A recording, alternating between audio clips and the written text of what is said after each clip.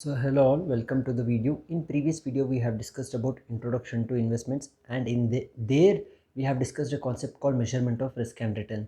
There we have seen various measures of risk and return such as alpha, beta, Sharpe, and then standard deviation and R squared.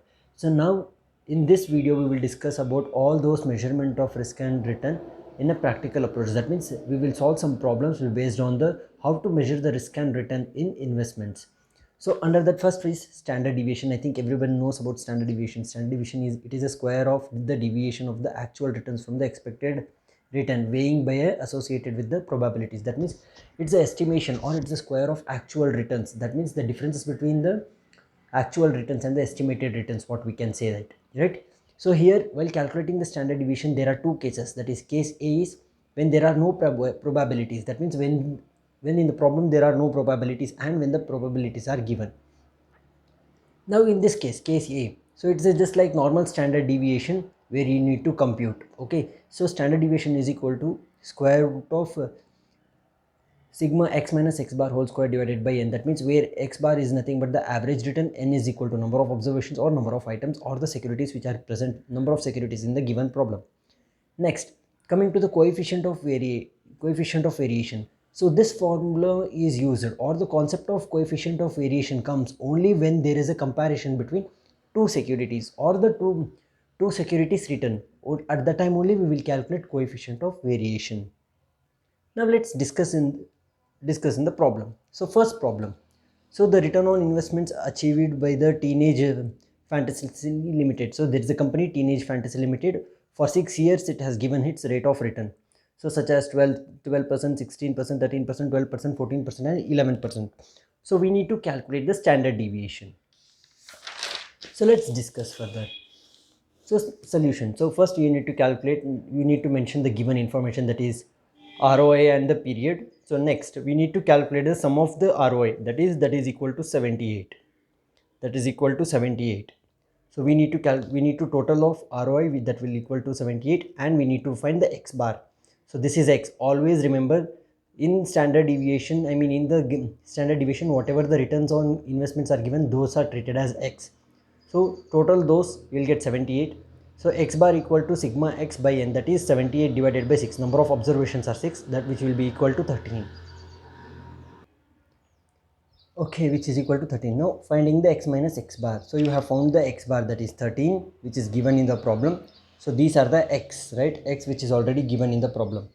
So x minus x bar, 12 minus 13 equals to minus 1, 16 minus 13 is equal to plus 3, 13 minus 13 equal to 0, 12 minus 13 equals to minus 1, 14 minus 13 equals to plus 1, 11 minus 13 equal to minus 2. So now x minus x bar you have got. Now square it. The sum of squaring will be equal to 16. So as per the formula, standard deviation is equal to sigma x minus x bar whole square, that is 16 divided by number of observations is 6. 16 divided by 6, and the square root of it will be 1.63. So this is the basic standard deviation problem. So now let's move further. We will discuss about the comparison where the coefficient of correlation is used. So the average return on investment of two companies they have given. See, it's a comparison between company A and company B. So where we need to find the differences between these two.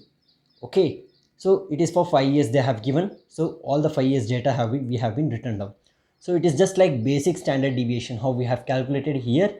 We have just given and we have taken the mean and we have squared it, and we have got the sum of x minus x bar whole square of the both the companies.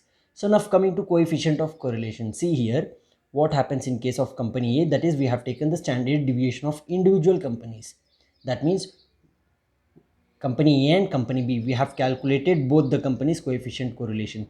So depending on these, our returns, we need to conclude which company is having higher risks. So now let's proceed.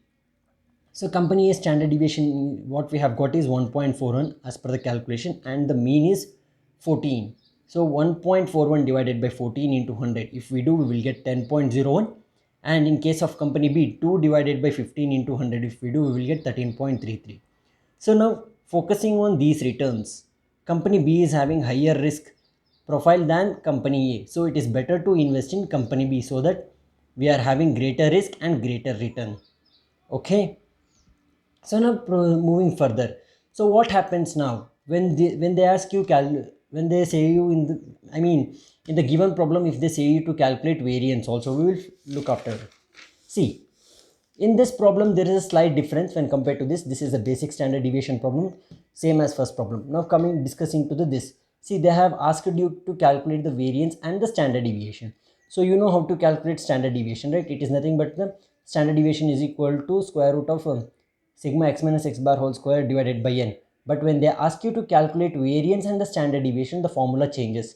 First we need to find the variance, that is sigma x minus x bar whole square divided by n minus 1. That means here we are deducting the number of observation minus 1.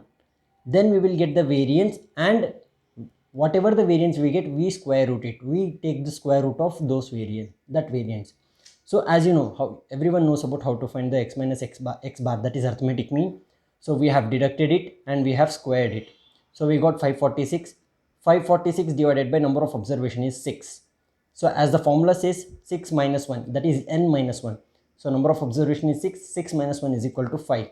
So 546 divided by 5, we got the variance as 109.2. So now we will find the square root of 109.2, that is 10.45. So this is the difference. So whenever in the question, if they ask you to calculate the variance, first we need to find the normal means, and then we need to square the x minus x bar, and then we need to find, and we do n minus 1, that is summation x minus x bar whole square by n minus 1, that is number of observations minus 1. The answer what we get from the variance, that answer we will take the square root of that answer.